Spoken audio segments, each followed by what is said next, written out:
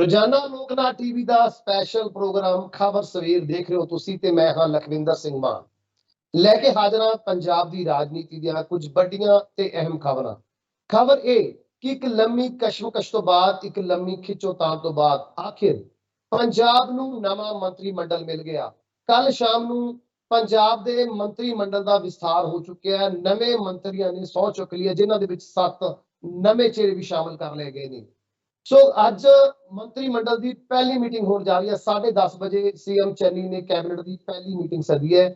ਸੋ ਕਿਆਸਾਂ ਇਹ ਵੀ ਲਗਾਈਆਂ ਜਾ ਰਹੀਆਂ ਨੇ, ਚਰਚਾਵਾਂ ਇਹ ਵੀ ਨੇ ਕਿ ਇਸ ਮੰਤਰੀ ਮੰਡਲ ਦੀ ਮੀਟਿੰਗ ਤੋਂ ਪਹਿਲਾਂ ਵਿਭਾਗਾਂ ਦਾ ਨੋਟੀਫਿਕੇਸ਼ਨ ਜਾਰੀ ਕਰ ਦਿੱਤਾ ਜਾਏਗਾ ਕਿ ਆਖਰ ਜਿਨ੍ਹਾਂ ਮੰਤਰੀਆਂ ਨੇ ਕੱਲ ਸਹੁੰ ਚੁੱਕੀ ਸੀ ਉਹਨਾਂ ਨੂੰ ਕਿਹੜੇ ਵਿਭਾਗ ਦਿੱਤੇ ਜਾ ਰਹੇ ਨੇ। ਸੋ ਚਰਚਾਵਾਂ ਦਾ ਦੌਰ ਹੈ ਜੀ। ਸੋ ਇਸ ਬਾਰੇ ਗੱਲਬਾਤ ਕਰਾਂਗੇ ਹਰੀਸ਼ ਰਾਵਤ ਦੇ ਉਸ ਬਿਆਨ ਬਾਰੇ, ਕਿਉਂਕਿ ਜਦੋਂ ਤੋਂ ਕੈਬਨਿਟ ਦਾ ਵਿਸਥਾਰ ਹੋਇਆ ਹੈ ਉਸ ਦੇ ਵਿੱਚ 5 ਮੰਤਰੀਆਂ ਨੂੰ ਡ੍ਰੌਪ ਕੀਤਾ ਗਿਆ ਸੀ ਹਾਈ ਕਮਾਂਡ ਦੇ ਵੱਲੋਂ, ਜਿਨ੍ਹਾਂ ਨੂੰ ਲੈ ਕੇ ਉਹ ਮੰਤਰੀ ਕੁਝ ਨਾਰਾਜ਼ ਵੀ ਚੱਲ ਰਹੇ ਨੇ ਹਾਈ ਕਮਾਂਡ ਦੇ ਨਾਲ।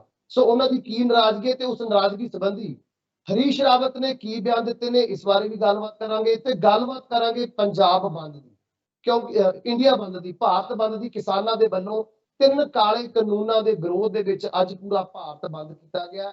ਸੋ ਇਸ ਭਾਰਤ ਬੰਦ ਨੂੰ ਕਿੰਨਾ ਪਾਰਟੀਆਂ ਦੀ ਹਮਾਇਤ ਹੋਈ ਹੈ ਤੇ ਕਾਂਗਰਸ ਦੇ ਪ੍ਰਧਾਨ ਨਵਜੋਤ ਸਿੰਘ ਸਿੱਧੂ ਦਾ ਕੀ ਬਿਆਨ ਆਏਗਾ ਇਸ ਭਾਰਤ ਬੰਦ ਨੂੰ ਲੈ ਕੇ, ਇਸ ਬਾਰੇ ਵੀ ਗੱਲਬਾਤ ਕਰਾਂਗੇ।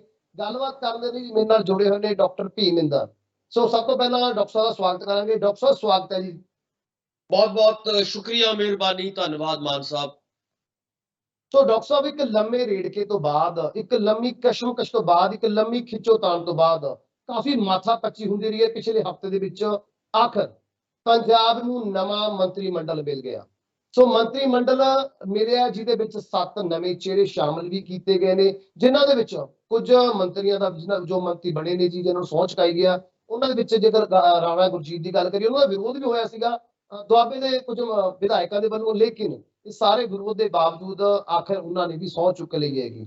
ਇਸ ਤੋਂ ਇਲਾਵਾ ਹੁਣ ਪਹਿਲੀ ਮੰਤਰੀ ਮੰਡਲ ਦੀ ਅੱਜ ਮੀਟਿੰਗ ਹੋ ਰਹੀ ਹੈ। ਸੀਐਮ ਚੰਨੀ ਨੇ ਪਹਿਲੀ ਮੰਤਰੀ ਮੰਡਲ ਦੀ ਮੀਟਿੰਗ ਬੁਲਾ ਲਈ ਹੈ, ਭਾਵੇਂ ਕਿ ਉਹਨਾਂ ਨੇ ਪਹਿਲਾਂ ਵੀ ਇੱਕ ਮੀਟਿੰਗ ਕੀਤੀ ਸੀ, ਕੈਬਨਿਟ ਮੀਟਿੰਗ ਕੀਤੀ ਸੀ, ਜਿਹਦੇ ਵਿੱਚ ਸਿਰਫ ਚੰਨੀ ਜੀ ਤੋਂ ਇਲਾਵਾ 2 ਡਿਪਟੀ ਸੀਐਮ ਸੀ। ਅੱਜ ਪੂਰੇ ਮੰਤਰੀ ਮੰਡਲ ਦੀ ਪਹਿਲੀ ਮੀਟਿੰਗ ਹੈ, ਭਾਵੇਂ ਕਿ ਅਜੇ ਵਿਭਾਗਾਂ ਦੀ ਵੰਡ ਨਹੀਂ ਹੋਈ। ਕਿ ਚਰਚਾਵਾਂ ਇਹ ਨੇ ਕਿ ਅੱਜ ਮੀਟਿੰਗ ਤੋਂ ਪਹਿਲਾਂ ਸ਼ਾਇਦ ਨੋਟੀਫਿਕੇਸ਼ਨ ਜਾਰੀ ਹੋ ਜਾਵੇ। ਹੁਣ ਜੇਕਰ ਗੱਲ ਕਰੀਏ ਅੱਜ ਦੀ ਜੋ ਮੀਟਿੰਗ ਬੁਲਾਈ ਗਈ ਹੈ ਕੈਬਨਿਟ ਚੰਨੀ ਦੇ ਵੱਲੋਂ, ਸੋ ਇਹ ਮੀਟਿੰਗ ਕਿਸ ਮੁੱਦਿਆਂ ਨੂੰ ਲੈ ਕੇ ਹੋਏਗੀ, ਕਿ ਉਹ ਮੁੱਦਿਆਂ ਦੀ ਗੱਲ ਇਸ ਮੀਟਿੰਗ ਦੇ ਵਿੱਚ ਹੋਏਗੀ ਜਿਹੜੇ ਮੁੱਦਿਆਂ ਬਾਰੇ ਸੀਐਮ ਚੰਨੀ ਨੇ ਪਹਿਲੀ ਮੀਟਿੰਗ ਦੇ ਵਿੱਚ ਵਿਸਥਾਰ ਦੇ ਨਾਲ ਦੱਸਿਆ ਸੀ ਕਿ ਅਸੀਂ ਇਹਨਾਂ ਮੁੱਦਿਆਂ ਦੇ ਉੱਪਰ ਗੱਲ ਕਰਾਂਗੇ। ਪੰਜਾਬ ਦੇ ਮੁੱਦਿਆਂ ਦੀ ਜੇ ਮੁੱਦੇ ਨੇ ਜੋ ਕਾਫੀ ਪਹਿਲਾਂ ਰੇੜਕਾ ਚੱਲ ਰਿਹਾ ਹੈਗਾ, 17 ਦੇ ਵਿੱਚ ਮੁੱਦੇ ਰੱਖੇ ਗਏ ਸੀਗੇ, ਲੋਕਾਂ ਦੀ ਗੱਲ ਕੀਤੀ ਗਈ ਸੀ, ਉਹ ਮੁੱਦਿਆਂ ਦਾ ਹੁਣ ਤੱਕ ਕੋਈ ਸਮਾਧਾਨ ਨਿਕਲਿਆ ਕਿ ਉਹਨਾਂ ਮੁੱਦਿਆਂ ਬਾਰੇ ਗੱਲ ਹੋਏਗੀ ਜਾਂ ਮੀਟਿੰਗ ਦੇ ਵਿੱਚ ਕੁਝ ਹੋਰ ਚਰਚਾਵਾਂ ਵੀ ਹੋ ਸਕਦੀਆਂ ਨੇ। ਕਿਵੇਂ ਦੇਖ ਰਹੇ ਹੋ ਇਸ ਮੀਟਿੰਗ ਨੂੰ, ਬਹੁਤ ਅਹਿਮ ਮੀਟਿੰਗ? ਮਾਨ ਸਾਹਿਬ, ਪਹਿਲੀ ਗੱਲ ਤਾਂ ਇਹ ਸਮਝਣ ਵਾਲੀ ਹੈ ਕਿ ਆਪਾਂ ਕਹਾਂਗੇ ਦੇਰ ਆਏ ਦੁਰਸਤ ਆਏ, ਕਿ ਜਿਵੇਂ ਤੁਸੀਂ ਕਹਿ ਰਹੇ ਹੋ ਕਿ ਲਗਾਤਾਰ ਲਗਭਗ 1 ਹਫ਼ਤੇ ਤੋਂ ਇਹ ਕਸ਼ਮਕਸ਼ ਚੱਲਦੀ ਰਹੀ ਔਰ ਕਦੇ ਕਿਸੇ ਮੰਤਰੀ ਨੂੰ ਕੱਢਿਆ ਜਾ ਰਿਹਾ ਸੀ, ਕਿਸੇ ਨੂੰ ਅੰਦਰ ਲਿਆਂਦਾ ਜਾ ਰਿਹਾ ਸੀਗਾ, ਕਦੇ ਕੁਝ ਹੋ ਰਿਹਾ ਸੀਗਾ। ਯਾਨੀ ਕਿ ਪਹਿਲੀ ਵਾਰੀ ਕਾਂਗਰਸ ਦੇ ਇਤਿਹਾਸ 'ਚ ਇਹ ਹੋਇਆ ਕਿ ਲਗਾਤਾਰ ਕਈ ਵਾਰ ਹਾਈ ਕਮਾਂਡ ਨੂੰ ਮਿਲਣ ਦੇ ਲਈ, ਉਹਨਾਂ ਦੇ ਨਾਲ ਮੀਟਿੰਗਾਂ ਕਰਨ ਦੇ ਲਈ ਚੰਨੀ ਸਾਹਿਬ ਨੂੰ, ਯਾਨੀ ਕਿ ਮੁੱਖ ਮੰਤਰੀ ਸਾਹਿਬ ਨੂੰ ਦਿੱਲੀ ਜਾਣਾ ਪੈਂਦਾ। ਔਰ ਕੱਲੇ ਮੁੱਖ ਮੰਤਰੀ ਸਾਹਿਬ ਨੂੰ ਨਹੀਂ, ਹੋਰ ਵੀ ਨਹੀਂ, ਨਾਲ ਕਈ ਜਿਹੜੇ ਹੋਰ ਲੋਕ ਨੇ ਉਹਨਾਂ ਨੂੰ ਵੀ ਬਾਰ-ਬਾਰ ਦਿੱਲੀ ਤੱਕ ਜਿਹੜਾ ਹੈਗਾ ਰਸਾਈ ਕਰਨੀ ਪੈ ਰਹੀ ਹੈ। ਸੋ ਉਸ ਤੋਂ ਬਾਅਦ ਆਪਾਂ ਕਹਿ ਸਕਦੇ ਹਾਂ ਕਿ ਇੱਕ ਚੰਗੀ ਗੱਲ ਹੋਈ ਹੈ, ਕੱਲ ਉਹਨਾਂ ਨੇ ਵੱਖ-ਵੱਖ ਮੰਤਰੀਆਂ ਨੂੰ ਸਹੁੰ ਚੁਕਾਈ ਹੈ। ਸੋ ਉਮੀਦ ਇਹ ਕੀਤੀ ਜਾਣੀ ਬਣਦੀ ਹੈ ਕਿ ਜਿਵੇਂ ਕਾਂਗਰਸ ਨੂੰ ਲੱਗਦਾ ਸੀਗਾ ਕਿ ਅਸੀਂ ਚੰਗੇ ਬੰਦੇ, ਚੰਗੇ ਚਿਹਰੇ, ਨੌਜਵਾਨ ਚਿਹਰੇ ਅੱਗੇ ਲੈ ਕੇ ਆਵਾਂਗੇ, ਉਹ ਵਾਕਈ ਜਿਵੇਂ ਤੁਸੀਂ ਕਹਿ ਰਹੇ ਹੋ ਕਿ 7 ਨਵੇਂ ਚਿਹਰੇ ਉਹਨਾਂ ਨੇ ਜ਼ਰੂਰ ਅੱਗੇ ਲਿਆਂਦੇ ਨੇ। ਔਰ ਉਹਨਾਂ ਦੀ ਜਿਹੜੀ ਮੀਟਿੰਗ ਅੱਜ ਬਕਾਇਦਾ ਤੌਰ ਤੇ 10:30 ਵਜੇ ਜਿਵੇਂ ਤੁਸੀਂ ਕਹਿ ਰਹੇ ਹੋ ਹੋਣੀ ਹੈ। ਹੁਣ ਸਵਾਲ ਇਹ ਪੈਦਾ ਹੁੰਦਾ ਹੈ ਕਿ ਕਾਂਗਰਸ ਦੇ ਸਾਹਮਣੇ ਏਜੰਡਾ ਕੀ ਹੈ ਇਸ ਵੇਲੇ। ਮੈਨੂੰ ਇਹ ਲੱਗਦਾ ਹੈ ਕਿ ਸਭ ਤੋਂ ਵੱਡਾ ਏਜੰਡਾ, ਕਿਉਂਕਿ ਪਿਛਲੇ 4.5 ਸਾਲ ਤੋਂ ਜਦੋਂ ਤੋਂ ਕੈਪਟਨ ਸਾਹਿਬ ਮੁੱਖ ਮੰਤਰੀ ਬਣੇ ਨੇ, ਉਦੋਂ ਤੋਂ ਲੈ ਕੇ ਹੁਣ ਤੱਕ ਤੁਸੀਂ ਦੇਖੋਗੇ ਕਿ ਪੰਜਾਬ ਦੇ ਲੋਕ ਇਸ ਵੇਲੇ ਆਪਣੇ ਆਪ ਨੂੰ ਠੱਗੇ ਹੋਏ ਮਹਿਸੂਸ ਕਰ ਰਹੇ ਸੀਗੇ। ਉਹ ਕਿਉਂ ਠੱਗੇ ਹੋਏ ਮਹਿਸੂਸ ਕਰ ਰਹੇ ਸੀ? ਕਿਉਂਕਿ ਕੈਪਟਨ ਸਾਹਿਬ ਨੇ ਕਿਹਾ ਸੀਗਾ ਕਿ ਮੈਂ ਹਰ ਨੌਜਵਾਨ ਨੂੰ ਘਰ ਨੌਕਰੀ ਦੇਵਾਂਗਾ, ਉਹ ਨੌਕਰੀ ਹਜੇ ਤੱਕ ਨਹੀਂ ਮਿਲੀ। ਉਹਨਾਂ ਨੇ ਕਿਹਾ ਸੀਗਾ ਕਿ ਮੈਂ ਹਰ ਨੌਜਵਾਨ ਨੂੰ ਸਮਾਰਟਫੋਨ ਵੰਡ ਦਿਆਂਗਾ, ਸਮਾਰਟਫੋਨ ਅੱਜ ਤੱਕ ਨਹੀਂ ਮਿਲੇ। ਉਹਨਾਂ ਨੇ ਕਿਹਾ ਸੀਗਾ ਕਿ ਕਿਸਾਨਾਂ ਦਾ ਹਰ ਤਰ੍ਹਾਂ ਦਾ ਕਰਜ਼ਾ ਜਿਹੜਾ ਹੈਗਾ, ਚਾਹੇ ਉਹ ਆੜ੍ਹਤੀਆਂ ਦਾ ਕਰਜ਼ਾ ਹੈ, ਚਾਹੇ ਉਹ ਪ੍ਰਾਈਵੇਟ ਬੈਂਕਾਂ ਦਾ ਕਰਜ਼ਾ ਹੈ, ਚਾਹੇ ਉਹ ਸਰਕਾਰੀ ਬੈਂਕਾਂ ਦਾ ਕਰਜ਼ਾ ਹੈ। ਉਹਨਾਂ ਨੇ ਕਿਹਾ ਸੀਗਾ ਕਿ ਹਰ ਤਰ੍ਹਾਂ ਦਾ ਕਰਜ਼ਾ ਕਿਸਾਨਾਂ ਦਾ ਮਾਫ ਹੋਏਗਾ। ਉਹ ਕਿਸਾਨਾਂ ਦਾ ਕਰਜ਼ਾ ਅਜੇ ਤੱਕ ਮਾਫ ਨਹੀਂ ਹੋਇਆ।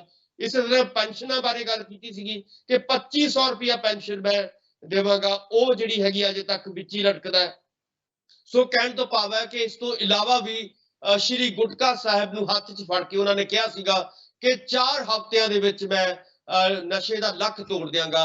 ਉਹ ਹਜੇ ਤੱਕ ਲੱਕ ਤਾਂ ਕੀ ਟੁੱਟਣਾ, ਉਹਦੀ ਤੱਕ ਉਂਗਲ ਨੂੰ ਝਰੀਟ ਤੱਕ ਨਹੀਂ ਆਈ। ਸੋ ਨਸ਼ੇ ਲਗਾਤਾਰ ਵੱਧ ਰਹੇ ਨੇ ਪੰਜਾਬ ਦੇ ਵਿੱਚ, ਔਰ ਕਿਸਾਨ ਲਗਾਤਾਰ ਤਰਾਹ ਕਰ ਰਹੇ ਆ। ਆਪਾਂ ਨੂੰ ਵੀ ਪਤਾ ਹੈ ਕਿ ਆਪਾਂ ਦੇਖ ਰਹੇ ਹਾਂ ਕਿ ਲਗਾਤਾਰ 1 ਸਾਲ ਤੋਂ ਕਿਸਾਨ ਜਿਹੜੇ ਨੇ ਦਿੱਲੀ ਦੀਆਂ ਬਰੂਹਾਂ ਤੇ ਬੈਠੇ ਨੇ, ਔਰ ਲਗਭਗ 700 ਕਿਸਾਨ ਜਿਹੜੇ ਨੇ ਉਹ ਸ਼ਹੀਦੀਆਂ ਪ੍ਰਾਪਤ ਕਰ ਚੁੱਕੇ ਨੇ। ਸੋ ਕਹਿਣ ਦਾ ਮਤਲਬ ਹੈ ਕਿ ਪੰਜਾਬ ਦੀਆਂ ਇਸ ਵੇਲੇ ਬਹੁਤ ਵੱਡੀਆਂ ਦਿੱਕਤਾਂ ਨੇ, ਬਹੁਤ ਵੱਡੀਆਂ ਸਮੱਸਿਆਵਾਂ ਨੇ। ਸਮਾਂ ਕਿੰਨਾ ਹੁਣ ਬਚਦਾ ਹੈ ਚੰਨੀ ਸਾਹਿਬ ਕੋਲ ਜਾਂ ਉਹਨਾਂ ਦੀ ਕੈਬਨਿਟ ਕੋਲ? ਸਿਰਫ 3 ਮਹੀਨੇ ਬਚਦੇ ਆ।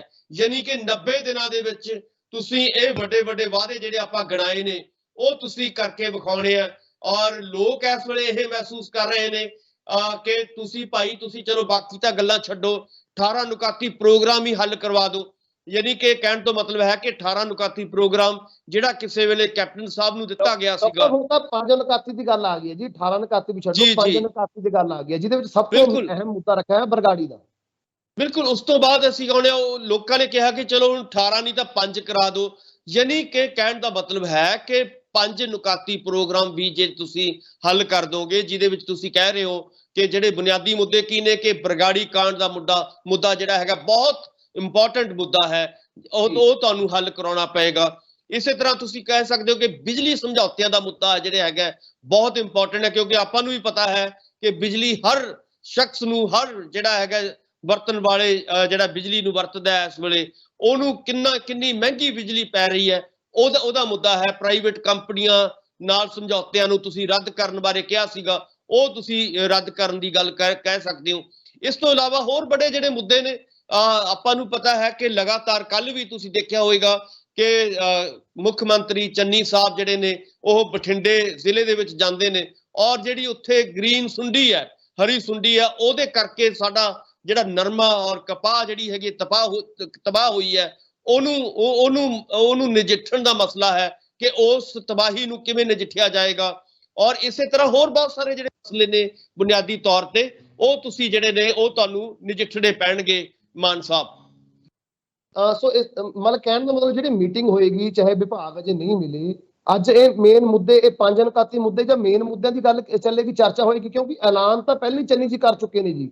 ਸੋ ਹੁਣ ਆਪਣੇ ਮੰਤਰੀਆਂ ਨੂੰ ਇਹ ਗੱਲ ਸਮਝਾਉਣ ਦੀ ਕੋਸ਼ਿਸ਼ ਕਰਨਗੇ ਵੀ ਜੇਕਰ ਜੋ ਕਿ ਮਿਸ਼ਨ 2022 ਲੈ ਕੇ ਚੱਲੀ ਹੈਗੀ ਇਹ ਟੀਮ, ਕਿਉਂਕਿ ਸੀਐਮ ਚੰਨੀ ਨੂੰ ਲੈ ਕੇ ਆਉਣ ਦਾ ਮੇਨ ਮੋਟਿਵ ਹੀ ਜੋ ਹਾਈ ਕਮਾਂਡ ਦਾ ਸੀ ਉਹ ਇਹ ਸੀ, ਕਿਉਂਕਿ 2022 ਦੇ ਵਿੱਚ ਉਹ ਫਿਰ ਤੋਂ ਸਰਕਾਰ ਚਾਹੁੰਦੇ ਨੇਗੇ। ਸਰਕਾਰ ਜਿਹੜੀ ਪਿਛਲੀ ਸਰਕਾਰ ਸੀ, ਕੈਪਟਨ ਸਰਕਾਰ ਸੀ, ਉਹ ਹਰ ਇੱਕ ਫਰੰਟ ਤੇ ਫੇਲ ਹੋ ਰਹੀ ਸੀ। ਇਹੀ ਕਾਰਨ ਸੀ ਕਿ ਹਾਈ ਕਮਾਂਡ ਨੂੰ ਵਿੱਚ ਦਖਲਅੰਦਾਜ਼ੀ ਕਰਨੀ ਪਈ ਤੇ ਉਹਨਾਂ ਦਾ ਅਸਤੀਫਾ ਲੈ ਕੇ ਨਵੀਂ ਸਰਕਾਰ ਬਣਾਉਣੀ ਪਈ। ਹੁਣ 3 ਮਹੀਨਿਆਂ ਦੇ ਵਿੱਚ ਸਰਕਾਰ ਨੂੰ ਇਸ ਤਰ੍ਹਾਂ ਦੇ ਕੰਮ ਕਰਨੇ ਹੀ ਪੈਣਗੇ। ਇਹ ਮਜਬੂਰੀ ਵੀ ਹੈ ਸੀਐਮ ਚੰਨੀ ਦੀ, ਹਾਈ ਕਮਾਂਡ ਦੀ, ਕਿ ਇਹ ਕੰਮ ਕਰਨੇ ਹੀ ਪੈਣਗੇ ਜੇਕਰ 2022 ਦੇ ਵਿੱਚ ਉਹਨਾਂ ਨੇ ਫਿਰ ਤੋਂ ਇਲੈਕਸ਼ਨ ਦੇ ਵਿੱਚ ਲੋਕਾਂ ਨੂੰ ਕੁਝ ਦਿਖਾਉਣ ਦੇ ਲਈ ਲੈ ਕੇ ਆਉਣਾ ਜੀ। ਕਿਵੇਂ ਦੇਖ ਰਹੇ ਹੋ ਮਾਨ ਸਾਹਿਬ? ਬਿਲਕੁਲ ਮਾਨ ਸਾਹਿਬ, ਕੰਮ ਤਾਂ ਕਰਨੇ ਪੈਣਗੇ। ਹੁਣ ਕੰਮ ਤਾਂ ਹੋਣਗੇ ਜੇ ਤੁਹਾਡਾ ਖਜ਼ਾਨਾ ਭਰਿਆ ਹੋਏਗਾ। ਇੱਕ ਪਾਸੇ ਤੁਸੀਂ ਦੇਖਿਆ ਹੋਵੇਗਾ ਕਿ ਜਿਹੜੇ ਖਜ਼ਾਨਾ ਮੰਤਰੀ ਸੀਗੇ, ਹੁਣ ਸ਼ਾਇਦ ਉਹਨਾਂ ਨੂੰ ਖਜ਼ਾਨਾ ਮੰਤਰੀ ਬਣਾਉਂਦੇ ਨੇ ਜਾਂ ਨਹੀਂ ਬਣਾਉਂਦੇ, ਇਹ ਬਾਅਦ ਦੇ ਵਿੱਚ ਪਤਾ ਲੱਗੇਗਾ। ਪਰ ਆਪਾਂ ਨੂੰ ਵੀ ਪਤਾ ਹੈ ਕਿ ਮਨਪ੍ਰੀਤ ਬਾਦਲ ਹੋਰਾਂ ਨੇ ਬਾਰ-ਬਾਰ ਇਹ ਬਿਆਨ ਦਿੱਤੇ ਨੇ ਕਿ ਭਾਈ ਸਾਡਾ ਖਜ਼ਾਨਾ ਹੁਣ ਤੱਕ ਖਾਲੀ ਪਿਆ। ਸੋ ਖਜ਼ਾਨਾ ਕਿਵੇਂ ਭਰਿਆ ਜਾਏਗਾ, ਕੌਣ ਭਰੇਗਾ, ਕਦੋਂ ਭਰਿਆ ਜਾਏਗਾ, ਇਹ ਜਿਹੜਾ ਹੈਗਾ ਇੱਕ ਵੱਡਾ ਸਵਾਲ ਜਿਹੜਾ ਹੈਗਾ ਕਾਂਗਰਸ ਦੀ ਸਰਕਾਰ ਦੇ ਸਾਹਮਣੇ ਇੱਕ ਬਹੁਤ ਵੱਡਾ ਸਵਾਲ ਹੈ। ਕਿਉਂਕਿ ਜੇ ਖਜ਼ਾਨਾ ਨਹੀਂ ਤੁਹਾਡਾ ਭਰੇਗਾ ਜਾਂ ਤੁਸੀਂ ਖਜ਼ਾਨਾ ਭਰਨ ਦੀ ਕੋਸ਼ਿਸ਼ ਨਹੀਂ ਕਰ ਰਹੇ, ਤਾਂ ਲਾਜ਼ਮੀ ਤੌਰ ਤੇ ਤੁਸੀਂ ਇਹ ਜਿਹੜੇ ਵੱਡੇ ਵਾਅਦੇ ਨੇ, ਚਾਹੇ ਉਹ ਨੌਕਰੀਆਂ ਦਾ ਵਾਅਦਾ ਹੈ, ਕਿਸਾਨਾਂ ਦੀ ਕਰਜ਼ੀ ਮਾਫੀ ਦਾ ਵਾਅਦਾ ਹੈ, ਜਾਂ ਕੋਈ ਹੋਰ ਜਿਹੜੇ ਬੁਨਿਆਦੀ ਸਹੂਲਤਾਂ ਦਾ ਵਾਅਦਾ ਹੈ, ਉਹ ਵਾਅਦੇ ਤੁਹਾਡੇ ਪੂਰੇ ਨਹੀਂ ਹੋ ਸਕਦੇ। ਸੋ ਇਸ ਕਰਕੇ ਬੁਨਿਆਦੀ ਸਵਾਲ ਤਾਂ ਇਸ ਵੇਲੇ ਫੇਰ ਚੰਨੀ ਸਾਹਿਬ ਦੀ ਸਰਕਾਰ ਦੇ ਉੱਤੇ ਇਹ ਉੱਠੇਗਾ ਕਿ ਭਾਈ ਤੁਹਾਡਾ ਖਜ਼ਾਨਾ ਜਿਹੜਾ ਹੈਗਾ ਕਦੋਂ ਭਰਿਆ ਜਾਏਗਾ। ਸੋ ਖਾਲੀ ਖਜ਼ਾਨੇ 'ਚ ਤੁਸੀਂ ਕੀ ਸਹੂਲਤਾਂ ਦਿਓਗੇ, ਕਿੰਨਾਂ ਨੂੰ ਨਹੀਂ ਦਿਓਗੇ, ਇਹ ਇੱਕ ਬਹੁਤ ਵੱਡਾ ਸਵਾਲ ਜਿਹੜਾ ਹੈਗਾ। ਸੋ ਇਸੇ ਤਰ੍ਹਾਂ ਹੋ ਸਕਦਾ ਹੈ ਕਿ ਕਰਮਚਾਰੀਆਂ ਦੇ ਵਾਸਤੇ ਜਿਹੜਾ ਆਪਾਂ 6th ਪੇ ਕਮਿਸ਼ਨ ਜਿਹੜਾ ਹੈਗਾ ਉਹਨੂੰ ਲਾਗੂ ਕਰਨ ਦਾ ਮਸਲਾ ਹੈ, ਉਹ ਵੀ ਜਿਹੜਾ ਹੈਗਾ ਉਹ ਵੀ ਖਜ਼ਾਨੇ ਦੇ ਨਾਲ ਜੁੜਿਆ ਹੋਇਆ ਹੈ। ਜੇ ਤੁਹਾਡਾ ਫੇਰ ਖਜ਼ਾਨਾ ਖਾਲੀ ਹੈ, ਤੁਸੀਂ ਪੇ ਕਮਿਸ਼ਨ ਕਿਵੇਂ ਲਾਗੂ ਕਰ ਦੋਗੇ? ਕਰਮਚਾਰੀ ਜਿਹੜੇ ਨੇ ਬਹੁਤ ਲੰਮੇ ਸਮੇਂ ਤੋਂ ਸੜਕਾਂ ਤੇ ਬੈਠੇ ਨੇ। ਇਸੇ ਤਰ੍ਹਾਂ ਤੁਸੀਂ ਦੇਖੋਗੇ ਕਿ ਡਾਕਟਰ, ਨਰਸਾਂ, ਜਿਹੜੇ ਨੇ ਅਧਿਆਪਕ ਸਾਹਿਬਾਨ, ਹੋਰ ਬਹੁਤ ਸਾਰੇ ਜਿਹੜੇ ਲੋਕ ਨੇ ਉਹ ਅੱਜ ਸੜਕਾਂ ਤੇ ਬੈਠੇ ਨੇ, ਔਰ ਉਹਨਾਂ ਦੇ ਮਸਲੇ ਹੱਲ ਕਰਨ ਦੇ ਲਈ ਤੁਹਾਨੂੰ ਖਜ਼ਾਨੇ ਦੇ ਜਿਹੜੇ ਮੂੰਹ ਹੈ ਉਹ ਖੋਲਣੇ ਪੈਣਗੇ।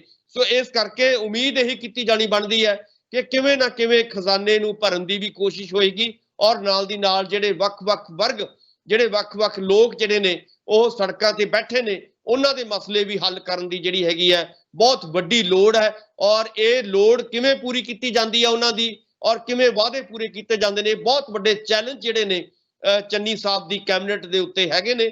ਔਰ ਜੇਕਰ ਸਹੀ ਤਰੀਕੇ ਨਾਲ, ਜੇਕਰ ਨੀਤ ਸਾਫ਼ ਹੋਏਗੀ, ਨੀਤ ਔਰ ਨੀਤੀ ਦੀ ਲੋੜ ਹੈ ਇਸ ਵੇਲੇ, ਜੇਕਰ ਸਰਕਾਰ ਦੀ ਨੀਤ ਸਾਫ਼ ਹੈ ਤਾਂ ਲਾਜ਼ਮੀ ਤੌਰ ਤੇ ਕਾਫੀ ਚੀਜ਼ਾਂ ਜਿਹੜੀਆਂ ਨੇ 3 ਮਹੀਨਿਆਂ ਦੇ ਵਿੱਚ ਕੀਤੀਆਂ ਜਾ ਸਕਦੀਆਂ ਨੇ।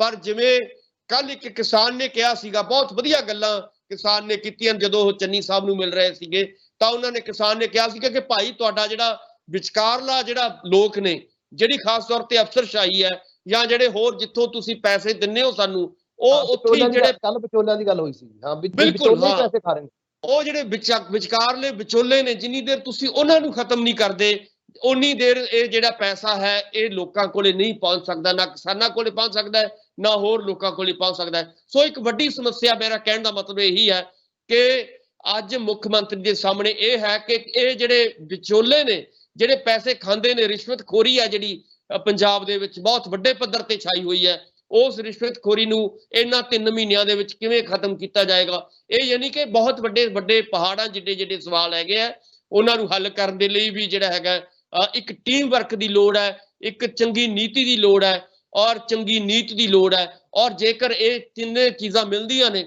ਤਾਂ ਲਾਜ਼ਮੀ ਤੌਰ ਤੇ ਕਾਫੀ ਚੀਜ਼ਾਂ ਕਰ ਸਕਦੇ ਨੇ ਚੰਨੀ ਸਾਹਿਬ। ਜੇ ਨਹੀਂ ਮਿਲਦੀਆਂ ਤਾਂ ਇਹਦੇ ਨਾਲ ਜਿਹੜਾ ਹੈਗਾ 22 ਦੇ ਵਿੱਚ ਕਾਫੀ ਨੁਕਸਾਨ ਹੋਣ ਦੀਆਂ ਸੰਭਾਵਨਾਵਾਂ ਨੇ। ਆਪਾਂ ਇਹ ਨਹੀਂ ਕਹਿ ਸਕਦੇ ਕਿ ਚਿਹਰੇ ਬਦਲ ਕੇ ਜਿਹੜਾ ਸੀਗਾ 22 ਦੇ ਵਿੱਚ ਦੁਬਾਰਾ ਸੱਤਾ 'ਚ ਆ ਸਕਦੀ ਹੈ ਕਾਂਗਰਸ। ਇਹ ਕਦੇ ਵੀ ਪੰਜਾਬ ਦੇ ਲੋਕ ਇਸ ਵੇਲੇ ਚੇਤੰਨ ਹੋ ਚੁੱਕੇ ਨੇ।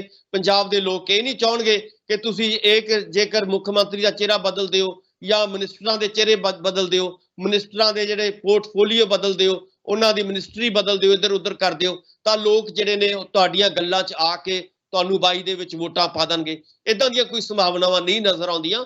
ਹਾਂ, ਜੇਕਰ ਉਹਨਾਂ ਦੀ ਨੀਤ ਔਰ ਨੀਤੀ ਸਾਫ਼ ਹੈ ਔਰ ਦ੍ਰਿੜ ਇਰਾਦਾ ਹੈ ਤਾਂ ਲਾਜ਼ਮੀ ਤੌਰ ਤੇ ਬਹੁਤ ਕੁਝ 3 ਮਹੀਨਿਆਂ ਦੇ ਵਿੱਚ ਕੀਤਾ ਜਾ ਸਕਦਾ ਹੈ, ਜਿਹਦਾ ਫਾਇਦਾ ਚੰਨੀ ਸਾਹਿਬ ਦੀ ਸਰਕਾਰ ਨੂੰ, ਕਾਂਗਰਸ ਦੀ ਸਰਕਾਰ ਨੂੰ ਮਿਲ ਸਕਦਾ ਹੈ। ਮਾਨ ਸਾਹਿਬ, ਡਾਕਟਰ ਸਾਹਿਬ, ਹੁਣ ਆਪਾਂ ਦੂਜੀ ਖਬਰ ਦੇ ਉੱਪਰ ਆਈਏ। ਜਿਵੇਂ ਤੁਸੀਂ ਦੱਸਿਆ ਵੀ 7 ਨਵੇਂ ਚਿਹਰੇ ਕੈਬਨਿਟ ਵਿੱਚ ਸ਼ਾਮਿਲ ਕੀਤੇ ਗਏ ਨੇ, ਉਹਨਾਂ ਦੇ ਲਈ 5 ਕੁਰਸੀਆਂ ਖਾਲੀ ਵੀ ਕਰਾਈਆਂ ਗਈਆਂ ਨੇ। ਸੋ ਉਹ 5 ਦੇ ਵਿੱਚੋਂ ਜ਼ਿਆਦਾਤਰ ਜੇ ਦੋ ਮੰਤਰੀਆਂ ਦੀ ਗੱਲ ਕਰੀਏ, ਉਹ ਨਾਰਾਜ਼ ਵੀ ਵਿਅਕਤ ਕੀਤਾ ਉਹਨਾਂ ਨੇ ਹਾਈ ਕਮਾਨ ਦੇ ਨਾਲ।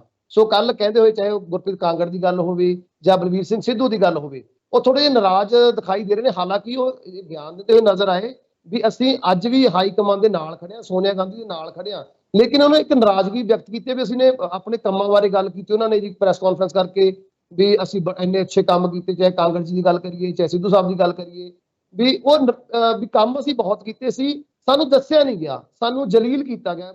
ਸੇਮ ਉਹੀ ਗੱਲ ਜੋ ਕੈਪਟਨ ਸਾਹਿਬ ਨੇ ਪਹਿਲਾਂ ਕਹੀ ਸੀਗੀ। ਕੈਪਟਨ ਸਾਹਿਬ ਨੇ ਵੀ ਇਹੀ ਗੱਲ ਕਹੀ ਸੀ, ਮੈਨੂੰ ਹਾਈ ਕਮਾਨ ਪਹਿਲਾਂ ਕਹਿੰਦੀ ਮੈਂ ਅਸਤੀਫਾ ਦੇਣ ਦਾ, ਮੈਂ ਤਾਂ ਅਸਤੀਫਾ ਦੇਣ ਲੱਗਿਆ ਸੀ, ਮੈਨੂੰ ਰੋਕ ਦਿੱਤਾ ਗਿਆ ਸੀ, ਹੁਣ ਮੈਨੂੰ ਜਲੀਲ ਕੀਤਾ ਗਿਆ। ਸੇਮ ਵਰਡਿੰਗ ਕੱਲ ਬਲਵੀਰ ਸਿੰਘ ਸਿੱਧੂ ਦੀ ਸੀ ਵੀ ਸਾਤੋਂ ਅਸਤੀਫਾ ਮੰਗ ਲੈਂਦੇ, ਅਸੀਂ ਨੇ ਵਧੀਆ ਕੰਮ ਕੀਤੇ ਸੀ, ਅਸੀਂ ਖੁਸ਼ੀ ਨਾਲ ਅਸਤੀਫਾ ਦੇਂਦੇ, ਇਸ ਤਰ੍ਹਾਂ ਸਾਨੂੰ ਜਲੀਲ ਨਹੀਂ ਕਰਨਾ ਪੈਣਾ ਸੀਗਾ। ਸੋ ਉਹਨਾਂ ਦਾ ਇੱਕ ਬਿਆਨ ਸੀਗਾ। ਇਸ ਬਿਆਨ ਤੋਂ ਬਾਅਦ, ਇਸ ਪ੍ਰੈਸ ਕਾਨਫਰੰਸ ਤੋਂ ਬਾਅਦ ਹਰੀਸ਼ ਰਾਵਤ ਜੀ ਦਾ ਇੱਕ ਬਿਆਨ ਆਇਆਗਾ। ਉਹਨਾਂ ਨੇ ਕਿਹਾ ਵੀ ਨਾਰਾਜ਼ਗੀਆਂ ਦੂਰ ਕਰ ਲੈਣੀਆਂ ਨੇ, ਅਸੀਂ ਨੇ ਕੋਈ ਨਾਰਾਜ਼ਗੀ ਗੱਲ ਨਹੀਂ। ਜਿਹੜੀ ਇਹ ਕੁਰਸੀ ਹੈ ਇਹ ਜਲੀਲ ਕਰਨ ਵਾਸਤੇ ਨਹੀਂ ਛਡਾਈ ਗਈ, ਇਹ ਤਾਂ ਸਿਰਫ ਔਰ ਸਿਰਫ ਜੋ ਜਨਰੇਸ਼ਨ ਹੈ ਉਹਨੂੰ ਰੋਟੇਸ਼ਨ ਵਾਸਤੇ ਸੀ, ਕਿਉਂਕਿ ਨਵੇਂ ਚਿਹਰੇ ਲੈ ਕੇ ਆਉਣੇ ਸੀਗੇ, ਜੋ ਡਿਜ਼ਰਵਿੰਗ ਸੀ ਉਹਨਾਂ ਨੂੰ ਅੱਗੇ ਲੈ ਕੇ ਆਏਗੇ, ਨਵੇਂ ਯੂਥ ਨੂੰ ਅੱਗੇ ਲੈ ਕੇ ਆਏ, ਕਿਉਂਕਿ ਅਸੀਂ ਪੰਜਾਬ ਦੀ ਤਸਵੀਰ ਬਦਲਣੀ ਚਾਹੁੰਦੇ ਹਾਂਗੇ। ਪੰਜਾਬ ਦੀ ਰਾਜਨੀਤੀ ਦੇ ਵਿੱਚ ਨਵੇਂ ਚਿਹਰੇ ਲਿਆਉਣ ਦੀ ਜ਼ਰੂਰਤ ਸੀ, ਉਹਦੇ ਲਈ ਲਿਆਇਆ। ਤੇ ਨਾਲ ਉਹਨਾਂ ਨੇ ਗੱਲ ਕੀਤੀ ਹੈ ਵੀ ਜਿਹੜੇ ਇਹ ਮੰਤਰੀ ਛਾਂਟੀ ਜਿਨ੍ਹਾਂ ਦੀ ਹੋਈ ਹੈ, ਇਹਨਾਂ ਨੂੰ ਬਾਹਰ ਨਹੀਂ ਭੇਜਿਆ ਜਾਏਗਾ ਕਾਂਗਰਸ ਤੋਂ, ਇਹਨਾਂ ਨੂੰ ਸੰਗਠਨ ਦੇ ਵਿੱਚ ਰੱਖਿਆ ਜਾਏਗਾ। ਇਹਨਾਂ ਦਾ ਜੋ ਤਜਰਬਾ ਗਾ ਸੰਗਠਨ ਨੂੰ ਮਜ਼ਬੂਤ ਕਰਨ ਦੇ ਲਈ ਇਹਨਾਂ ਦੇ ਤਜਰਬੇ ਦੀ ਵਰਤੋਂ ਕੀਤੀ ਜਾਏਗੀ। ਸੋ ਇਹਨਾਂ ਨੂੰ ਕਾਂਗਰਸ ਦੇ ਵਿੱਚ ਹੀ ਰੱਖਿਆ ਜਾਏਗਾ। ਇਸ ਬਿਆਨ ਬਾਰੇ ਕੀ ਕਹੋਗੇ ਤੁਸੀਂ? ਮਾਨ ਸਾਹਿਬ, ਦੇਖੋ, ਜਦੋਂ ਆਪਾਂ ਕਹਿੰਦੇ ਆ ਕਿ ਫਲਾਣਾ ਮੰਤਰੀ ਉਹ ਕੁਰਸੀ ਛੱਡ ਗਿਆ ਜਾਂ ਉਹ ਖੁਸ਼ੀ ਉਹਨਾਂ ਨੇ ਕਿਹਾ ਕਿ ਅਸੀਂ ਖੁਸ਼ੀ ਕੁਰਸੀ ਛੱਡ ਦਾਂਗੇ, ਇਹ ਐਵੇਂ ਕਹਿਣ ਦੀਆਂ ਗੱਲਾਂ ਨੇ। ਖੁਸ਼ੀ ਕੁਰਸੀ ਕੋਈ ਨਹੀਂ ਛੱਡਦਾ। ਇੱਥੋਂ ਤੱਕ ਕਿ ਕੋਈ ਮਿਨਿਸਟਰੀ ਦਾ ਬਹੁਤ ਦੂਰ ਦੀ ਗੱਲ ਹੈ, ਕੋਈ ਸਰਪੰਚੀ ਦੀ ਕੁਰਸੀ ਨਹੀਂ ਛੱਡਦਾ। ਸੋ ਇਸ ਕਰਕੇ ਇਹ ਗੱਲਾਂ ਕਹਿਣ ਦੀਆਂ ਨੇ। ਉਹਨਾਂ ਤੋਂ ਕੁਰਸੀ ਛਡਾਈ ਗਈ ਹੈ ਬਕਾਇਦਾ ਤੌਰ ਤੇ, ਕਿਉਂਕਿ ਆਪਾਂ ਨੂੰ ਵੀ ਪਤਾ ਹੈ ਕਿ ਵਿਰੋਧੀ ਪਾਰਟੀਆਂ ਨੇ ਪਿਛਲੇ ਦਿਨਾਂ ਦੇ ਵਿੱਚ ਬਕਾਇਦਾ ਤੌਰ ਤੇ ਪ੍ਰੈਸ ਕਾਨਫਰੰਸਾਂ ਕਰਕੇ ਇਹਨਾਂ ਨੂੰ ਕਿਹਾ ਗਿਆ ਸੀਗਾ ਕਿ ਭਾਈ ਤੁਹਾਡੇ ਆ ਜਿਹੜੇ ਮੰਤਰੀ ਨੇ ਇਹਨਾਂ ਦੇ ਉੱਤੇ ਵੱਡੇ ਵੱਡੇ ਭ੍ਰਿਸ਼ਟਾਚਾਰ ਦੇ ਦੋਸ਼ ਲੱਗੇ ਨੇ। ਇਹ ਸਾਰੀਆਂ ਗੱਲਾਂ ਕਲੀਅਰ ਨੇ। ਵੱਖ-ਵੱਖ ਜਿਹੜੀਆਂ ਵਿਰੋਧੀ ਪਾਰਟੀਆਂ ਨੇ, ਚਾਹੇ ਉਹ ਆਮ ਆਦਮੀ ਪਾਰਟੀ ਹੋਵੇ, ਚਾਹੇ ਅਕਾਲੀ ਦਲ ਹੋਵੇ, ਚਾਹੇ ਬਸਪਾ ਵਾਲੇ ਹੋਣ, ਉਹਨਾਂ ਨੇ ਬਕਾਇਦਾ ਤੌਰ ਤੇ, ਚਾਹੇ ਉਹ ਜਿਹੜੇ ਆਪਾਂ ਕਹਿ ਸਕਦੇ ਹਾਂ ਕਿ SC BC ਦੇ ਜਿਹੜੇ ਵਿਦਿਆਰਥੀ ਨੇ ਉਹਨਾਂ ਦੇ ਸਕਾਲਰਸ਼ਿਪ ਦੇ ਮੁੱਦੇ ਹੋਣ, ਜਾਂ ਕਿਟਾਂ ਦੇ ਜਿਹੜੀਆਂ ਮੈਡੀਕਲ ਕਿਟਾਂ ਖਰੀਦੀਆਂ ਗਈਆਂ ਸੀਗੀਆਂ ਉਹਦੇ ਮਸਲੇ ਹੋਣ, ਜਾਂ ਇਦਾਂ ਦੇ ਜਿਹੜੇ ਭ੍ਰਿਸ਼ਟਾਚਾਰ ਦੇ ਜਿਹੜੇ ਦੋਸ਼ ਨੇ, ਉਹ ਇਹ ਨਹੀਂ ਕਿ ਇਕੱਲੇ ਪੰਜਾਂ ਤੇ ਲੱਗੇ ਰਹੇ। ਇਸ ਤੋਂ ਇਲਾਵਾ ਵੀ ਹੋਰ ਵੀ ਕਈ ਜਿਹੜੇ ਇਸ ਵੇਲੇ ਵੀ ਜਿਹੜੇ ਮੰਤਰੀਸ਼ਿਪ ਜਿਨ੍ਹਾਂ ਨੂੰ ਮਿਲੀ ਹੈ ਉਹਨਾਂ ਮੰਤਰੀਆਂ ਨੂੰ ਵੀ ਜਿਹੜੇ ਨੇ ਉਹਨਾਂ ਦੇ ਉੱਤੇ ਦੋਸ਼ ਲੱਗਦੇ ਰਹੇ ਨੇ। ਸੋ ਕਹਿਣ ਦਾ ਮਤਲਬ ਹੈ ਕਿ ਇੱਕ ਪਾਸੇ ਤਾਂ ਇਹ ਦੋਸ਼ ਪ੍ਰਤੀ ਦੋਸ਼ ਚੱਲ ਰਹੇ ਨੇ, ਔਰ ਦੂਸਰੇ ਪਾਸੇ ਕਾਂਗਰਸ ਦੀ ਜਿਹੜੀ ਮੈਨੂੰ ਲੱਗਦਾ ਹੈ ਕਿ ਨੀਤੀ ਸਾਹਮਣੇ ਆ ਰਹੀ ਹੈ, ਉਹ ਇਹੀ ਆ ਰਹੀ ਹੈ ਕਿ ਕਾਂਗਰਸ ਇਹ ਚਾਹੁੰਦੀ ਹੈ ਕਿ ਸਾਫ਼ ਸੁਥਰੇ ਚਿਹਰੇ ਆਪਣੇ ਵੱਲੋਂ ਲਿਆਉਣ ਦੀ ਕੋਸ਼ਿਸ਼ ਕੀਤੀ ਹੈ ਉਹਨਾਂ ਨੇ, ਔਰ ਬਾਕੀ ਜਿਹੜੇ ਵੱਖ-ਵੱਖ ਸਮਾਜਿਕ ਸਾਡੇ ਸੰਗਠਨ ਨੇ, ਸਮਾਜਿਕ ਜਿਹੜੇ ਭਾਈਚਾਰੇ ਨੇ, ਜਿਹਦੇ ਵਿੱਚ ਆਪਾਂ SC ਕਹਿ ਸਕਦੇ ਹਾਂ, BC ਕਹਿ ਸਕਦੇ ਹਾਂ, ਜਾਂ ਰਮਦਾਸੀਆ ਭਾਈਚਾਰਾ ਹੈ, ਜਾਂ ਹੋਰ ਜਿਹੜੇ ਇਦਾਂ ਦੇ ਜਿਹੜੇ ਦਬੇ ਕੁਚਲੇ ਜਿਹੜੇ ਲੋਕ ਭਾਈਚਾਰੇ ਨੇ ਸਾਡੇ, ਉਹਨਾਂ ਨੂੰ ਵੀ ਨੁਮਾਇੰਦਗੀ ਦੇਣ ਦੀ ਆਪਣੇ ਵੱਲੋਂ ਉਹਨਾਂ ਨੇ ਕੋਸ਼ਿਸ਼ ਕੀਤੀ ਹੈ। ਸੋ ਕਹਿਣ ਦਾ ਮਤਲਬ ਹੈ ਕਿ ਸਾਰੀਆਂ ਧਿਰਾਂ ਨੂੰ ਉਹਨਾਂ ਨੇ ਖੁਸ਼ ਕਰਨ ਦੀ ਕੋਸ਼ਿਸ਼ ਕੀਤੀ ਹੈ ਤਾਂ ਕਿ 22 ਦੇ ਵਿੱਚ ਹਰ ਭਾਈਚਾਰੇ ਤੋਂ ਵੋਟਾਂ ਲਈਆਂ ਜਾ ਸਕਣ। ਯਾਨੀ ਕਿ ਛੋਟੀ ਤੋਂ ਛੋਟੇ ਭਾਈਚਾਰਾ ਤੋਂ ਲੈ ਕੇ ਉੱਪਰਲੇ ਜਿਹੜੇ ਨੇ, ਤੁਸੀਂ ਦੇਖੋਗੇ ਕਿ ਮਾਲਵਾ ਏਰੀਆ ਸਾਨੂੰ ਕਿਸੇ ਵੇਲੇ ਲੱਗਦਾ ਸੀਗਾ ਕਿ ਕਿਉਂਕਿ ਤਿੰਨੋਂ ਜਿਹੜੇ ਮੰਤਰੀ ਨੇ ਜਾਂ ਮੁੱਖ ਮੰਤਰੀ, ਉਪ ਮੁੱਖ ਮੰਤਰੀ, ਉਹ ਮਾਲਵੇ ਤੋਂ ਬਾਹਰਲੇ ਸੀਗੇ। ਸੋ ਇਸ ਕਰਕੇ ਮਾਲਵੇ ਨੂੰ ਰਿਪਰੈਜ਼ੈਂਟ ਕਰਨ ਵਾਲੇ ਵੱਧ ਤੋਂ ਵੱਧ ਉਹਨਾਂ ਨੇ ਘੱਟੋ ਘੱਟ 7 ਜਿਹੜੇ ਨੇ ਮੰਤਰੀ ਉਹ ਮਾਲਵੇ ਦੇ ਲਏ ਆ। ਇਸੇ ਤਰ੍ਹਾਂ 3 ਦੁਆਬੇ ਦੇ ਲਏ ਆ। ਇਸੇ ਤਰ੍ਹਾਂ ਆਪਾਂ ਨੂੰ ਵੀ ਪਤਾ ਹੈ ਕਿ ਮਾਝੇ ਦੇ ਵਿੱਚ ਤੁਸੀਂ ਦੇਖਿਆ ਹੋਵੇਗਾ ਕਿ ਮਾਝੇ ਦੇ ਵਿੱਚ ਪਹਿਲਾਂ ਹੀ 2 ਉਪ ਮੁੱਖ ਮੰਤਰੀ ਮਾਝੇ ਦੇ ਲਾਏ ਗਏ ਆ। ਇਸੇ ਤਰ੍ਹਾਂ ਪ੍ਰਧਾਨ ਵੀ ਆਪਾਂ ਨਵਜੋਤ ਸਿੰਘ ਸਿੱਧੂ ਨੂੰ, ਉਹਨਾਂ ਨੂੰ ਵੀ ਆਪਾਂ ਮਾਝੇ ਦੇ ਅੰਮ੍ਰਿਤਸਰ ਤੋਂ ਕਹਿ ਸਕਦੇ ਹਾਂ। ਸੋ ਕਹਿਣ ਦਾ ਮਤਲਬ ਹੈ ਕਿ ਕਾਫੀ ਏਰੀਏ ਨੂੰ ਉਹਨਾਂ ਨੇ ਵੱਖ-ਵੱਖ ਤਰੀਕੇ ਦੇ ਨਾਲ ਕਵਰ ਕਰਨ ਦੀ ਕੋਸ਼ਿਸ਼ ਕੀਤੀ ਹੈ। ਔਰ ਹਰੀਸ਼ ਰਾਵਤ ਜੀ ਨੇ ਇਹ ਵੀ ਗੱਲ ਕਹੀ ਹੈ ਕਿ ਇਹ ਜਿਹੜੇ 5 ਮੰਤਰੀਆਂ ਨੂੰ ਹਟਾਇਆ ਗਿਆ ਉਹਨਾਂ ਤੋਂ ਅਸੀਂ ਕੋਈ ਹੋਰ ਕੰਮ ਲਵਾਂਗੇ, ਯਾਨੀ ਕਿ ਹੋਰ ਜਿਹੜੀਆਂ ਨੇ ਚੇਅਰਮੈਨੀਆਂ ਵੀ ਉਹਨਾਂ ਨੂੰ ਦਿੱਤੀਆਂ ਜਾ ਸਕਦੀਆਂ ਨੇ। ਹੋਰ ਕੋਈ ਕਈ ਤਰ੍ਹਾਂ ਦੇ ਜਿਹੜੇ ਨੇ ਜਦੋਂ ਸੱਤਾ ਹੁੰਦੀ ਹੈ, ਜਦੋਂ ਸੱਤਾ 'ਚ ਸਰਕਾਰ ਹੁੰਦੀ ਹੈ ਤਾਂ ਇਸ ਤਰ੍ਹਾਂ ਦੀਆਂ ਕਈ ਤਰ੍ਹਾਂ ਦੀਆਂ ਪਦਵੀਆਂ ਉਹਨਾਂ ਨੂੰ ਦਿੱਤੀਆਂ ਜਾ ਸਕਦੀਆਂ ਨੇ। ਸੋ ਉਮੀਦ ਕਰਦੇ ਹਾਂ ਕਿ ਇਹ ਜਿਹੜਾ ਕਾਟੋ ਕਲੇਸ਼ ਹੈ ਹੋਰ ਵਧਣ ਦੀ ਬਜਾਏ ਜਿਹੜਾ ਹੈਗਾ ਘਟੇਗਾ, ਔਰ ਆਉਣ ਵਾਲੇ ਦਿਨਾਂ ਦੇ ਵਿੱਚ ਇਹ ਜਿਹੜੇ ਮੰਤਰੀ ਨੇ ਇਹਨਾਂ ਨੂੰ ਵੀ ਕੋਈ ਨਾ ਕੋਈ ਜ਼ਰੂਰ ਅਹੁਦੇਦਾਰੀਆਂ ਜਿਹੜੀਆਂ ਨੇ ਉਹ ਦਿੱਤੀਆਂ ਜਾਣਗੀਆਂ। ਔਰ ਜਿਵੇਂ ਆਪਾਂ ਨੂੰ ਵੀ ਪਤਾ ਹੈ ਕਿ ਕਾਂਗਰਸ ਦੀ ਇਸ ਵੇਲੇ ਨੀਤੀ ਇਹੀ ਬਣਦੀ ਹੈ ਕਿ ਕਿਸੇ ਨੂੰ ਨਾਰਾਜ਼ ਨਾ ਕੀਤਾ ਜਾਏ। 3 ਮਹੀਨੇ ਰਹਿ ਗਏ ਨੇ ਔਰ 3 ਮਹੀਨਿਆਂ ਸਾਰੇ ਖੁਸ਼ ਕਰ ਦਿਓ। ਡਾਕਟਰ ਸਾਹਿਬ ਇੱਕ ਗੱਲ ਇਹ ਆਈ, ਜਿਸ ਤਰ੍ਹਾਂ ਇਹਨਾਂ ਦੀ ਨਾਰਾਜ਼ਗੀ ਸਾਹਮਣੇ ਆਈ ਹੈ, ਖਾਸ ਤੌਰ ਤੇ 2 ਮੰਤਰੀਆਂ ਦੀ ਮੈਂ ਗੱਲ ਕਰ ਰਿਹਾ ਸੀਗਾ, ਬਲਬੀਰ ਸਿੰਘ ਸਿੱਧੂ ਦੀ ਤੇ ਕਾਂਗੜ ਸਾਹਿਬ ਦੀ। ਪ੍ਰੈਸ ਕਾਨਫਰੰਸ ਕੀਤੀ ਸੀ ਸਿਰਫ ਸਹੁੰ ਚੁੱਕਣ ਤੋਂ ਕੁਝ ਘੰਟੇ ਪਹਿਲਾਂ, ਉਹਨਾਂ ਨੇ ਵੱਖਰੀ ਕਾਨਫਰੰਸ ਕੀਤੀ ਸੀ ਆਪਣੀ, ਉੱਥੇ ਰੋਂਦੇ ਹੋਏ ਦਿਖਾਈ ਦਿੱਤੇ ਸੀ ਬਲਬੀਰ ਸਿੰਘ ਸਿੱਧੂ, ਜਿਸ ਹਿਸਾਬ ਨਾਲ ਨਾਰਾਜ਼ ਨਜ਼ਰ ਆ ਰਹੀ ਸੀ। ਤੁਹਾਨੂੰ ਲੱਗਦਾ ਵੀ ਜੇਕਰ ਸੰਗਠਨ ਦੇ ਵਿੱਚ ਉਹਨਾਂ ਨੂੰ ਕੋਈ ਵੱਡੀ ਜ਼ਿੰਮੇਵਾਰੀ ਦੇ ਵੀ ਦਿੱਤੀ ਜਾਂਦੀ ਹੈ ਹਾਈ ਕਮਾਨ ਦੇ ਵੱਲੋਂ ਜਾਂ ਕਾਂਗਰਸ ਪ੍ਰਧਾਨ ਦੇ ਵੱਲੋਂ, ਜਿਹਦੇ ਵੀ ਕਿਆਸ ਰਹੀਆਂ ਨੇ, ਵੈਸੇ ਵੀ ਘੱਟ ਹੀ ਲੱਗਦਾ ਵੀ ਨਵਜੋਤ ਸਿੰਘ ਸਿੱਧੂ ਸੰਗਠਨ ਦੇ ਵਿੱਚ ਉਹਨਾਂ ਨੂੰ ਕੋਈ ਵੱਡੀ ਜ਼ਿੰਮੇਵਾਰੀ ਦੇਣਗੇ।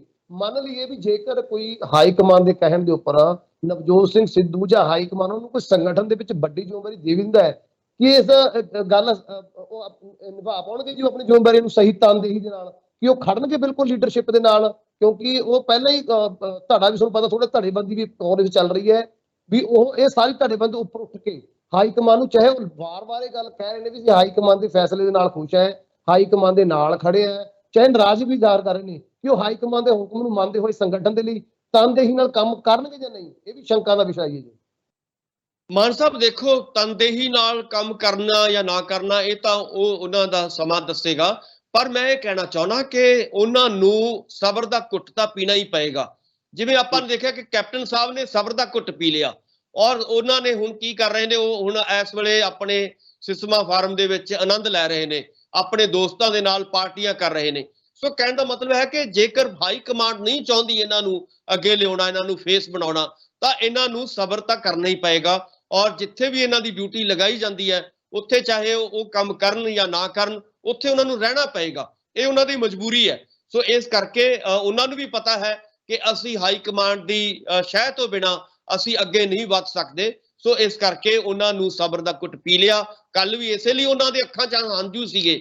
ਜੇ ਕੁਝ ਕਰਨ ਜੋਗੇ ਹੁੰਦੇ ਫਿਰ ਉਹ ਅੱਖਾਂ 'ਚ ਹੰਝੂ ਨਹੀਂ ਸੀ ਬਹਾਉਣੇ, ਉਹਨਾਂ ਨੇ ਸਗੋਂ ਕਰ ਦੇਣਾ ਸੀਗਾ ਕੁਝ ਨਾ ਕੁਝ। ਸੋ ਕਹਿਣ ਦਾ ਮਤਲਬ ਇਹ ਹੈ ਕਿ ਆਉਣ ਵਾਲੇ ਸਮੇਂ ਦੇ ਵਿੱਚ ਜਿਹੜਾ ਹੈਗਾ ਹੋ ਸਕਦਾ ਇਹਨਾਂ ਨੂੰ, ਜਿਵੇਂ ਮੈਂ ਕਿਹਾ ਕਿ ਕੱਲਾ ਜਿਹੜਾ ਢਾਂਚਾ ਜਾਂ ਜਥੇਬੰਦਕ ਢਾਂਚੇ ਦੇ ਵਿੱਚ ਨਾ ਫਿੱਟ ਕੀਤਾ ਜਾਵੇ, ਸਗੋਂ ਇਹਨਾਂ ਨੂੰ ਕੋਈ ਨਾ ਕੋਈ ਚੇਅਰਮੈਨੀਆਂ ਜਿਹੜੀਆਂ ਨੇ ਉਹ ਦੇ ਦਿੱਤੀਆਂ ਜਾਣ, ਕਿਤੇ ਨਾ ਕਿਤੇ ਹੋਰ ਐਡਜਸਟਮੈਂਟ ਕੀਤੀ ਜਾਏ ਹਾਈ ਕਮਾਂਡ ਦੇ ਰਾਹੀਂ। ਸੋ ਉਮੀਦ ਇਹੀ ਕੀਤੀ ਜਾਣੀ ਬਣਦੀ ਹੈ, ਪਰ ਇਹ ਸਮਾਂ ਦੱਸੇਗਾ ਕਿ ਇਹਨਾਂ ਨੂੰ ਕਿੱਥੇ ਐਡਜਸਟਮੈਂਟ ਕਰਦੀ ਹੈ ਹਾਈ ਕਮਾਂਡ।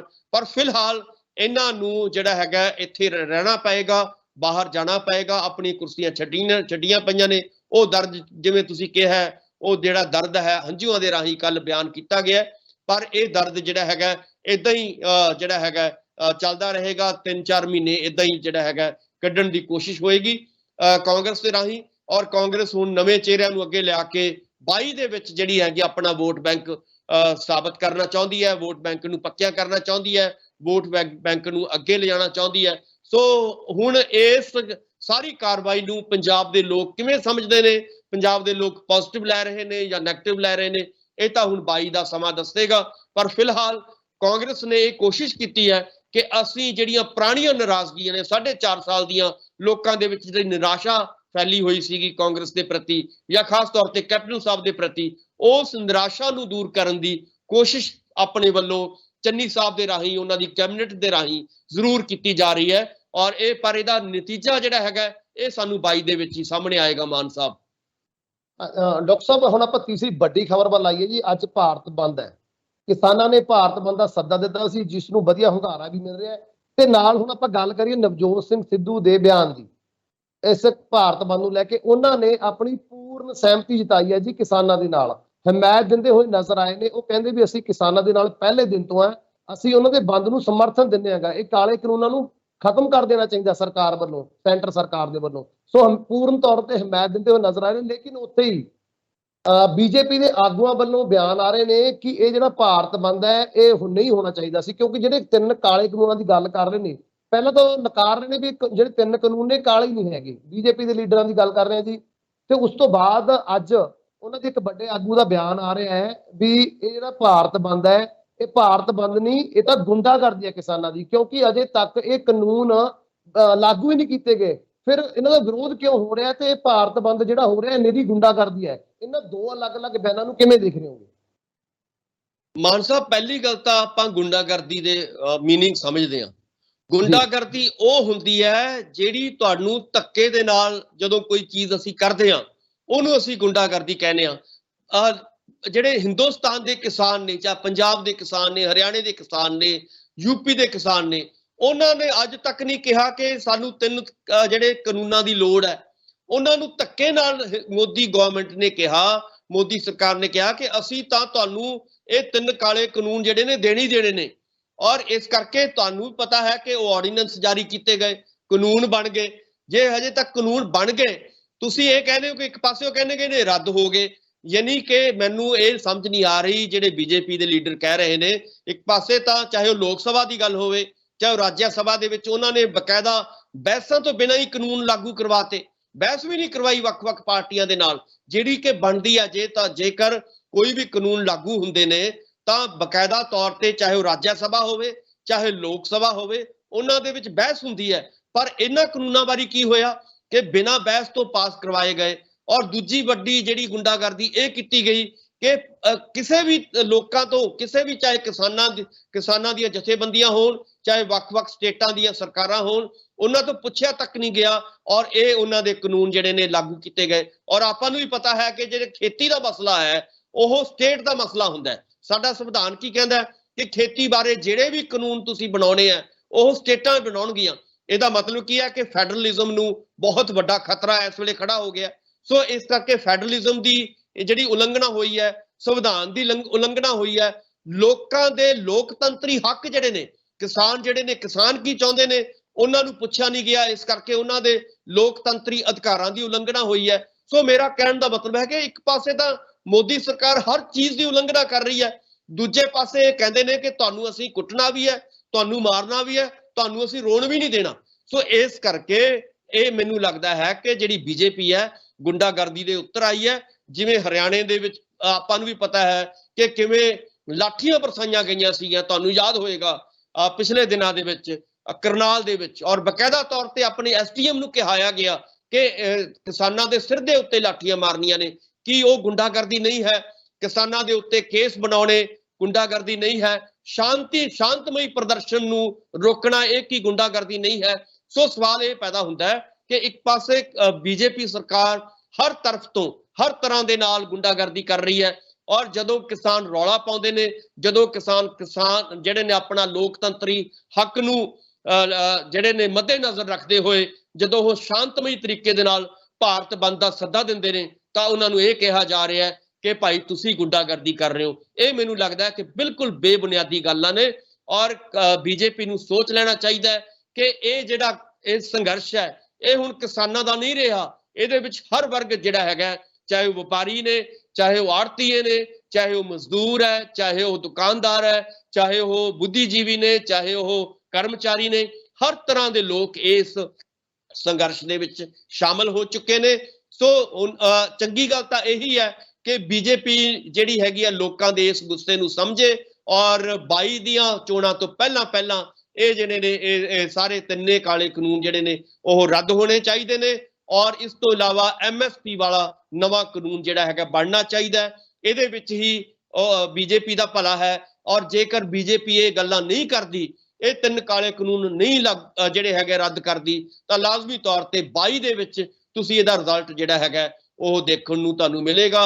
ਔਰ ਯੂਪੀ ਦੇ ਵਿੱਚ, ਉੱਤਰਾਖੰਡ ਦੇ ਵਿੱਚ, ਪੰਜਾਬ ਦੇ ਵਿੱਚ, ਇਸ ਤੋਂ ਇਲਾਵਾ ਹੋਰ ਜਿੱਥੇ ਜਿੱਥੇ ਇਲੈਕਸ਼ਨਾਂ ਹੋਣੀਆਂ ਨੇ ਅਗਲੇ ਸਾਲ, ਚਾਹੇ ਉਹ ਹਿਮਾਚਲ ਪ੍ਰਦੇਸ਼ ਹੈ, ਇੱਥੋਂ ਤੱਕ ਕਿ ਗੁਜਰਾਤ ਵਿੱਚ ਵੀ ਤੁਸੀਂ ਦੇਖੋਗੇ ਕਿ ਇਸ ਸੰਘਰਸ਼ ਦਾ ਅਸਰ ਤੁਹਾਨੂੰ ਦਿਖਾਈ ਦੇਵੇਗਾ, ਔਰ ਬੀਜੇਪੀ ਦਾ ਸੁਪੜਾ ਸਾਫ਼ ਹੋਣ ਦੀਆਂ ਸੰਭਾਵਨਾਵਾਂ ਨਜ਼ਰ ਆ ਰਹੀਆਂ ਨੇ ਮਾਨ ਸਾਹਿਬ। ਔਰ ਦੂਸਰੇ ਪਾਸੇ ਜੀ ਮੈਂ ਗੱਲ ਕਰ ਰਿਹਾ ਸੀ, ਹਾਂਜੀ ਮੈਂ ਗੱਲ ਕਰ ਰਿਹਾ ਕਿ ਨਵਜੋਤ ਸਿੰਘ ਸਿੱਧੂ ਦਾ ਬਿਆਨ ਆਇਆ ਸੀ, ਉਹ ਉੱਥੇ ਆ ਰਿਹਾ ਸੀ, ਨਾਲ ਕੁਝ ਸਿਆਸੀ ਪਾਰਟੀਆਂ ਨੇ ਜਾਂ ਖੇਤਰੀ ਪਾਰਟੀਆਂ ਨੇ, ਉਹਨਾਂ ਨੇ ਵੀ ਇਹਨਾਂ ਦਾ ਸਮਰਥਨ ਕੀਤਾ ਜੀ ਅੱਜ ਦੇ ਕਿਸਾਨਾਂ ਦਾ, ਜੋ ਕਿਸਾਨਾਂ ਨੇ ਬੰਦ ਕੀਤਾ ਭਾਰਤ ਦਾ। ਬਿਲਕੁਲ ਬੀਜੇਪੀ ਨੂੰ ਇਹ ਵੀ ਗੱਲ ਸਮਝਣੀ ਚਾਹੀਦੀ ਹੈ ਕਿ ਇਕੱਲੇ ਕਿਸਾਨਾਂ ਵੱਲੋਂ ਨਹੀਂ, ਤੁਸੀਂ ਦੇਖੋਗੇ ਕਿ ਚਾਹੇ ਕਾਂਗਰਸ ਹੋਵੇ, ਲਗਾਤਾਰ ਕਾਂਗਰਸ ਇਹ ਕਹਿ ਰਹੀ ਹੈ ਕਿ ਅਸੀਂ ਕਿਸਾਨਾਂ ਦੇ ਨਾਲ ਹਾਂ ਸ਼ੁਰੂ ਤੋਂ ਲੈ ਕੇ ਹੁਣ ਤੱਕ। ਜਿੱਥੇ ਜਿੱਥੇ ਵੀ, ਚਾਹੇ ਪੰਜਾਬ ਦੀ ਗੱਲ ਹੋਵੇ, ਚਾਹੇ ਜਿੱਥੇ ਉਹਨਾਂ ਦੀਆਂ, ਚਾਹੇ ਰਾਜਸਥਾਨ ਦੀ ਗੱਲ ਹੋਵੇ, ਛੱਤੀਸਗੜ੍ਹ ਦੀ ਗੱਲ ਹੋਵੇ, ਜਿੱਥੇ ਜਿੱਥੇ ਕਾਂਗਰਸ ਦੀਆਂ ਜਿਹੜੀਆਂ ਨੇ ਸਰਕਾਰਾਂ ਨੇ ਉਹ ਵੀ ਕਿਸਾਨਾਂ ਦੇ ਨਾਲ ਮਿਲ ਕੇ ਚੱਲ ਰਹੀਆਂ ਨੇ। ਇਸ ਤੋਂ ਇਲਾਵਾ ਆਮ ਆਦਮੀ ਪਾਰਟੀ ਨੇ ਲਗਾਤਾਰ ਕੋਸ਼ਿਸ਼ ਕੀਤੀ ਹੈ, ਦਿੱਲੀ ਦੇ ਵਿੱਚ ਵੀ, ਪੰਜਾਬ ਦੇ ਵਿੱਚ ਵੀ, ਜਾਂ ਜਿੱਥੇ ਹੋਰ ਉਹਨਾਂ ਦਾ ਸੰਗਠਨ ਹੈ, ਉਹਨਾਂ ਨੇ ਕਿਹਾ ਕਿ ਅਸੀਂ ਕਿਸਾਨਾਂ ਦੇ ਨਾਲ ਹਾਂ। ਇਸ ਤੋਂ ਇਲਾਵਾ ਬਸਪਾ ਨੇ ਅੱਜ ਕਹਿ ਦਿੱਤਾ, ਮਾਇਆਵਤੀ ਜੀ ਨੇ ਕਿਹਾ ਕਿ ਅਸੀਂ ਵੀ ਕਿਸਾਨਾਂ ਦੇ ਨਾਲ ਹਾਂ। ਲੈਫਟ ਪਾਰਟੀਆਂ ਸਾਰੀਆਂ ਇਹ ਗੱਲਾਂ ਕਹਿ ਰਹੀ, ਸੀਪੀਆਈ, ਸੀਪੀਐਮ ਇਹ ਕਹਿ ਰਹੀ ਹੈ ਕਿ ਅਸੀਂ ਕਿਸਾਨਾਂ ਦੇ ਨਾਲ ਹਾਂ।